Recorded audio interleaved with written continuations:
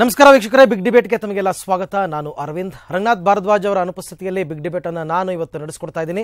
ನಿಮಗೆಲ್ಲ ಗೊತ್ತಿರೋ ಹಾಗೆ ಪ್ರತಿನಿತ್ಯ ನಮ್ಮ ಬಿಗ್ ಡಿಬೇಟ್ನಲ್ಲಿ ಪ್ರಚಲಿತ ವಿದ್ಯಮಾನಗಳ ಕೆಲವೊಂದು ವಿಚಾರಗಳನ್ನು ಬಿಸಿ ಬಿಸಿ ಚರ್ಚೆಗೆ ತೆಗೆದುಕೊಳ್ತೀವಿ. ಪರ ವಿರೋಧ ಹೇಳಿಕೆಗಳನ್ನು ಕೊಡ್ತಕ್ಕಂಥ ತಜ್ಞರನ್ನ ಗಣ್ಯರನ್ನ ನಮ್ಮ ವೇದಿಕೆಗೆ ಕರೆಸ್ತೀವಿ. ಅವರಿಗೆ ಆಹ್ವಾನ ಕೊಟ್ಟು ಅವರ ಮನದ ಅಭಿಲಾಷೆಗಳು, ಅವರ ಅಭಿಪ್ರಾಯಗಳನ್ನು ಜನರ ಮುಂದೆ ಇಡ್ತಕ್ಕಂಥ ಪ್ರಯತ್ನವನ್ನು ನಮ್ಮ ಬಿಗ್ ಡಿಬೇಟ್ನಲ್ಲಿ ಮಾಡ್ತೀವಿ. ಇವತ್ತು ಕೂಡ ಅಂಥದ್ದೇ ಒಂದು ವಿಚಾರವನ್ನು ಆಯ್ಕೆ ಮಾಡ್ಕೊಂಡಿದ್ದೀವಿ. ಎಲ್ಲ ಪತ್ರಿಕೆಗಳಲ್ಲಿ, ಮಾಧ್ಯಮಗಳಲ್ಲಿ ಹೆಚ್ಚು ಪ್ರಚಾರವನ್ನು ಕಳೆದ 2 ದಿವಸದಿಂದ ಪಡ್ಕೊಳ್ತಾ ಇರತಕ್ಕಂಥದ್ದು ಸುಬ್ರಹ್ಮಣ್ಯದಲ್ಲಿ ಮಡೆ ಸ್ನಾನಕ್ಕೆ ಯಾವುದೇ ಆದಂತಹ ತೊಂದರೆ ಇಲ್ಲ, ನಿರ್ವಿಘ್ನವಾಗಿ ನೆರವೇರುತ್ತೆ ಅಂತಕ್ಕಂಥ ಒಂದು ಮಾತು.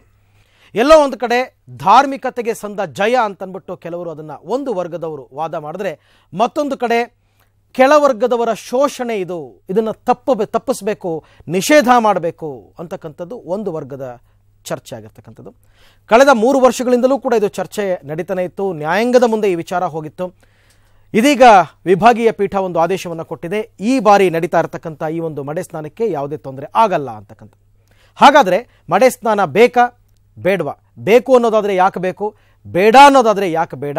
ಯಾವ ರೀತಿ ಜನರಲ್ಲಿ ನಾವು ಜಾಗೃತಿಯನ್ನು ಮೂಡಿಸೋ ಪ್ರಯತ್ನವನ್ನು ಮಾಡಬೇಕು? ಇದರಲ್ಲಿ ಪ್ರಜ್ಞಾವಂತ ನಾಗರಿಕ ಸಮಾಜದ ಪಾತ್ರವೇನು?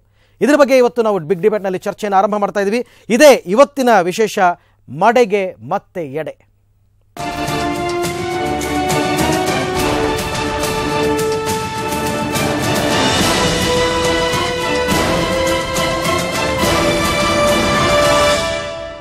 ಎಸ್ ವೀಕ್ಷಕರೇ, ಸಮಾಜದಲ್ಲಿ ಅದೆಷ್ಟೋ ಅನಿಷ್ಟ ಮೌಢ್ಯಗಳು ಇವತ್ತಿಗೂ ಕೂಡ ಜಾರಿಯಲ್ಲಿದೆ. ಅವುಗಳಲ್ಲಿ ಉಂಡು ಬಿಟ್ಟ ಎಂಜಲೆಲೆಗಳ ಮೇಲೆ ಭಕ್ತಾದಿಗಳು ಮಾಡುವಂತಹ ಉರುಳು ಸೇವೆ ಕೂಡ ಒಂದು. ದಕ್ಷಿಣ ಕನ್ನಡ ಜಿಲ್ಲೆ ಸುಳ್ಯ ತಾಲೂಕಿನ ಕುಕ್ಕೆ ಸುಬ್ರಹ್ಮಣ್ಯ ಕ್ಷೇತ್ರದಲ್ಲಿ ಈ ಪದ್ಧತಿ ಸುಮಾರು 500 ವರ್ಷಗಳಿಂದ ನಡೆದುಕೊಂಡು ಬರ್ತಾ ಇದೆ. ಇದನ್ನು ನಿಲ್ಲಿಸಬೇಕು ಅನ್ನೋ ಕೂಗು ಒಂದು ಕಡೆಯಾದರೆ, ಮತ್ತೊಂದು ಕಡೆ ರಾಜ್ಯ ಹೈಕೋರ್ಟ್ ಈ ಪದ್ಧತಿಯನ್ನು ಯಥಾಪ್ರಕಾರ ಮುಂದುವರಿಸಿಕೊಂಡು ಹೋಗಬೇಕು ಅಂತ ಆದೇಶವನ್ನು ನೀಡಿದೆ. ಅದರ ಕಂಪ್ಲೀಟ್ ರಿಪೋರ್ಟ್ ಇಲ್ಲಿದೆ ನೋಡಿ.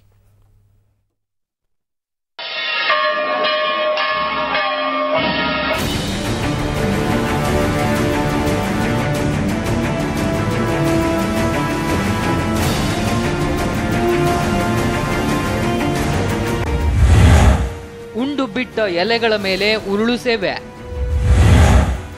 ಮಡೆ ಸ್ನಾನಕ್ಕೆ ಹೈಕೋರ್ಟ್ ಗ್ರೀನ್ ಸಿಗ್ನಲ್. ಈ ವರ್ಷವೂ ನಡೆಯಲಿದೆ ಮಡೆ ಸ್ನಾನ. ಸಮಾಜದ ನಿರ್ದಿಷ್ಟ ಸಮುದಾಯದ ಜನ ಉಂಡು ಬಿಟ್ಟ ಎಂಜಲ್ ಎಲೆಗಳ ಮೇಲೆ ಭಕ್ತಾದಿಗಳು ಉರುಳು ಸೇವೆ ಮಾಡೋದೇ ಮಡೆ ಸ್ನಾನ.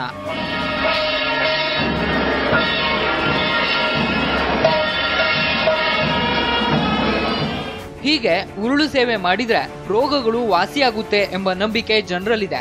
ಇನ್ನೊಂದು ಕಡೆ ಇಂಥ ಆಚರಣೆಗೆ ಅವಕಾಶ ನೀಡಬಾರದು ಅನ್ನೋ ಕೂಗು ಕೂಡ ದಟ್ಟವಾಗಿ ಕೇಳಿಬರುತ್ತಿದೆ.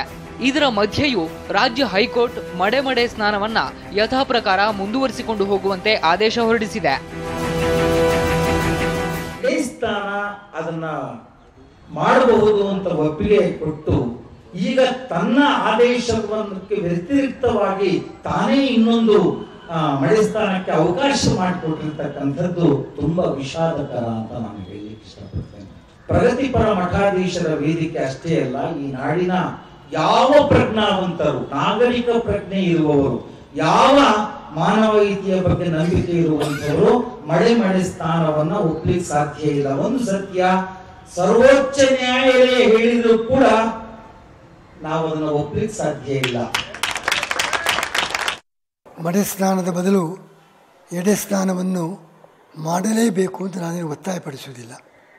ಭಕ್ತರಿಗೆ ದೇವರ ಸನ್ನಿಧಾನದಲ್ಲಿ ಅಂಥ ಪ್ರಸಾದದ ಮೇಲೆ ಹೊರಳಬೇಕು ಅಂತ ಅಪೇಕ್ಷೆ ಇದ್ದರೆ ಎಂಜಲು ಎಲೆಯಲ್ಲಿ ಬೇಡ, ಅದರ ಬದಲು ದೇವರ ನೈವೇದ್ಯದಲ್ಲಿ ಮಾಡಿದರೆ ಯಾವುದೇ ರೀತಿಯ ಒಂದು ಅಸಖ್ಯ ಅಥವಾ ಒಂದು ಜಾತಿ ವೈಷಮ್ಯ ಇದಕ್ಕೆ ಅವಕಾಶ ಇಲ್ಲ.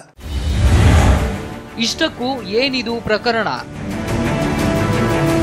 ಮಡೆ ಸ್ನಾನ ನಿಷೇಧಿಸಬೇಕು, ಇಂಥ ಅನಿಷ್ಟ ಪದ್ಧತಿ ಸಮಾಜಕ್ಕೆ ಸೂಕ್ತವಲ್ಲ ಅಂತ ನಿಡುಮಾವಿಡಿ ಮಠದ ವೀರಭದ್ರ ಚನ್ನಮಲ್ಲ ಸ್ವಾಮೀಜಿ ಸೇರಿದಂತೆ ಇತರರು 2012ರಲ್ಲಿ ಹೈಕೋರ್ಟಿನಲ್ಲಿ ಸಾರ್ವಜನಿಕ ಹಿತಾಸಕ್ತಿ ಅರ್ಜಿ ಸಲ್ಲಿಸಿದ್ರು.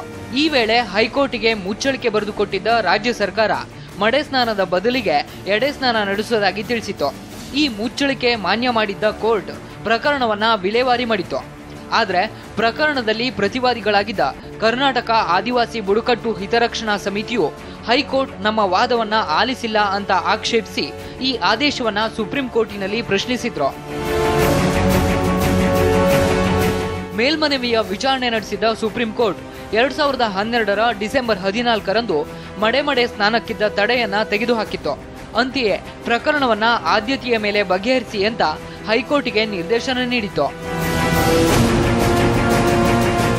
ಈ ಕುರಿತು ಪುನರ್ ಪರಿಶೀಲನಾ ಅರ್ಜಿಯನ್ನ ವಿಚಾರಣೆ ನಡೆಸಿದ ಹೈಕೋರ್ಟ್ನ ನ್ಯಾಯಮೂರ್ತಿಗಳಾದ ಎನ್ ಕುಮಾರ್ ಹಾಗೂ ಬಿವಿ ನಾಗರತ್ನ ಕುಕ್ಕೆ ಸುಬ್ರಹ್ಮಣ್ಯ ದೇವಾಲಯದಲ್ಲಿ ನಡೆಯುವ ಮಡೆ ಸ್ನಾನವನ್ನ ಸದ್ಯಕ್ಕೆ ಮುಂದುವರಿಸುವಂತೆ ಮಧ್ಯಂತರ ಆದೇಶ ಹೊರಡಿಸಿದ್ದಾರೆ. ಸ್ವಯಂ ಪ್ರೇರಣೆಯಿಂದ ಆಚರಣೆ, ಅನ್ಯ ಧರ್ಮೀಯರು ಮಡೆ ಸ್ನಾನದಲ್ಲಿ ಭಾಗಿ, ಅರಿವು ಮೂಡಿಸುವಂತೆ ಕೋರ್ಟ್ ಸಲಹೆ.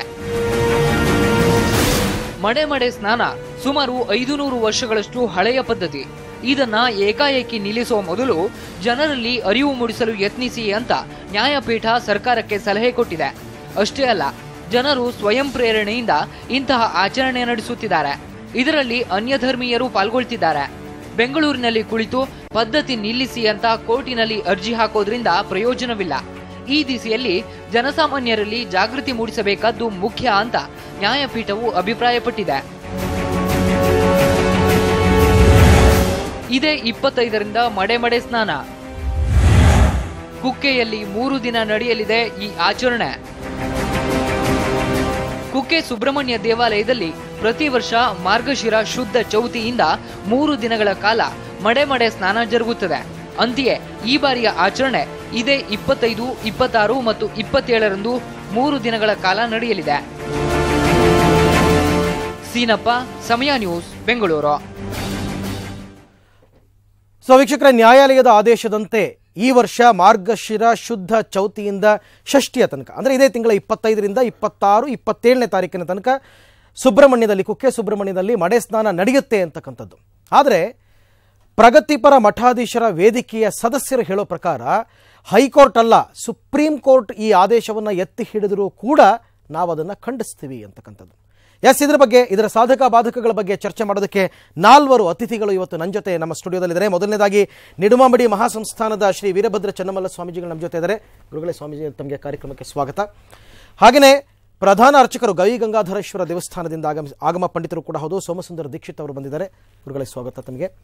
ಮತ್ತೊಬ್ಬರು ವಿಚಾರವಾದಿಗಳು ಉದಯ್ ಧರ್ಮಸ್ಥಳ ಅವರು ನಮ್ಮ ಜೊತೆ ಇದ್ದಾರೆ. ಸರ್, ಕಾರ್ಯಕ್ರಮಕ್ಕೆ ಸ್ವಾಗತ. ಹಾಗೆಯೇ ಪ್ರಗತಿಪರ ಮಠಾಧೀಶರ ವೇದಿಕೆಯ ಸದಸ್ಯರು ಸೊಲ್ಲಾಪುರದ ಮುಗುಳಿಯಿಂದ ಆಗಮಿಸಿರ್ತಕ್ಕಂಥ ಮಾತಾಜಿ ಮಹಾನಂದ ತಾಯಿ ಅವರು ಕೂಡ ನಮ್ಮ ಜೊತೆ ಇದ್ದಾರೆ. ತಾಯಿ, ತಮಗೂ ಕೂಡ ಕಾರ್ಯಕ್ರಮಕ್ಕೆ ಸ್ವಾಗತ. ಸೊ ಇಲ್ಲಿ 4 ಜನಗಳಿದ್ದಾರೆ. 4 ಜನಗಳ ಆಯಾಮಗಳು, 4 ಜನಗಳ ವಿಚಾರಗಳು ಕೂಡ ಬೇರೆ ಬೇರೆ ದಿಕ್ಕಿನತ್ತ ಸಾಕ್ತಕ್ಕಂಥದ್ದು. ಚರ್ಚೆಯನ್ನು ಆರಂಭ ಮಾಡ್ತಾ ಇದ್ದೀನಿ ಒಂದು ಪುಟ್ಟ ವಿರಾಮದ ನಂತರ.